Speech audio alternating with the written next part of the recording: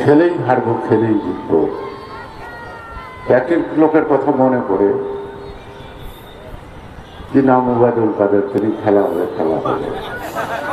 হয়তো আগামী দিন কোনো খেলা, কোনো টুর্নামেন্টে বলে তিনি যোগ দিতে পারবেন না।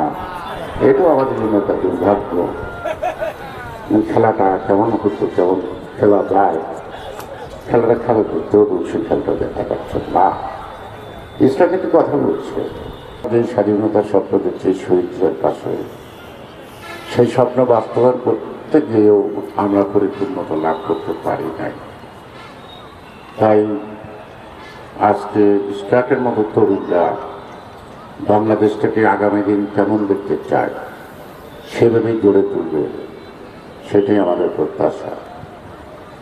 আমাদের কিন্তু অনেকটাই চলে যাওয়া বা পৃথিবী থেকে প্রস্থান করার সময় খুব সমাগত, জানি না সেই দিনটি কখন।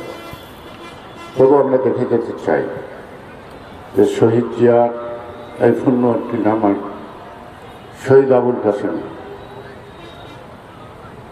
অর্থাৎ যে প্রতিষ্ঠানে কলেজের নাম, যার নাম করেন, তিনি একজন শহীদ বীর মুক্তিযোদ্ধা। সবকিছু মিলেই আজকে দেখুন আমার সেই ৭১-এর স্বাধীনতার চেতনাবোধকে বারবার তাগিদ দেয়, দেশটাকে সঠিকভাবে স্বাধীন করে প্রস্থান করো, তার আগে নয়। সেই দিনের অপেক্ষায় আমরা চলছি। আজকে খেলার ভাইরে খেলবেন, আমরা খেলা দেখব, তাদের কৌশল, খেলার কৌশল, সেই কৌশল দিয়ে যারা খেলবে তাদের দক্ষতা দেবে, তাদের শ্রম দিয়ে, তারপরে জয় পরাজয় নির্ধারিত হবে।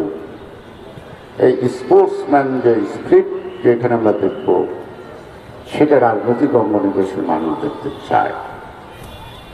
অর্থাৎ খেলেই হারবো, খেলেই জিতবো। একই লোকের কথা মনে করে কি নাম ওবায়দুল কাদের, তিনি খেলা হবে। হয়তো আগামী দিন কোনো খেলা, কোনো টুর্নামেন্টে বলে তিনি যোগ দিতে পারবেন না। এটাও আমাদের জন্য একটা দুর্ভাগ্য। খেলাটা কেমন হতো, কেমন খেলা যায়, খেলাটা খেলা করতেও সে খেলাটা দেখা যাচ্ছে না। ইসলাম কিন্তু কথা বলছে,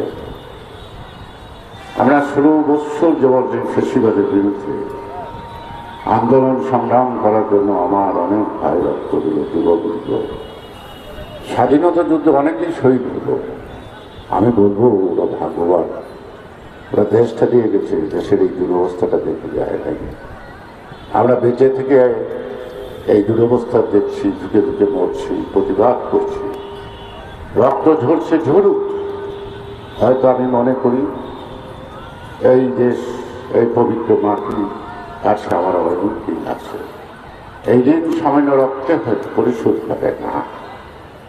যদি সেই ঋণ জীবন দিয়ে পরিশোধ হয়েও যদি আমরা যেই স্বাধীনতা দেখতে চেয়েছি, যেই স্বাধীনতার আহ্বান জিয়া রহমান করেছেন, যে সাম্য, গণতন্ত্র, শোষণহীন সমাজ ব্যবস্থা, আইনের শাসন, ন্যায় বিচারের দেশ, সেই দেশটাকে